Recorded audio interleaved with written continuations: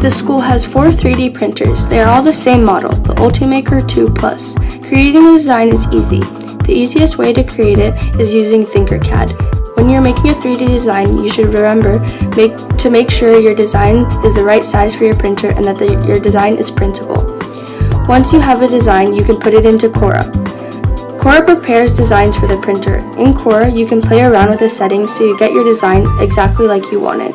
The next step is to transfer your finished design onto an SD card so you can put it into the printer. The 3D printer works by turning a whole project into thousands of little slices, working from the bottom to the top and side to side. The layers stick together. They can make very simple or very complex designs. Hello, my name is Connor, and today I will be interviewing Miss Sammer. So, what do you do at ACS? I am the technology assistant at the high school. What classes use a 3D printer? The whole school can use them, but mostly design class in high school, and also a lot of the middle school art class, they use them a lot. How often do you see the 3D printers being used? They're working all the time. Okay. We have 4, and most of the time, all 4 are working. Okay.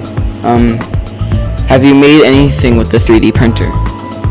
Yeah, I've made a lot of pots for art class. The cactus pots that are made, these were firstly made in 3D printing.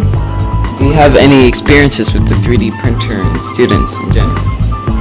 Well, this is my first year at ACS, and it was also my first time using the 3D printers.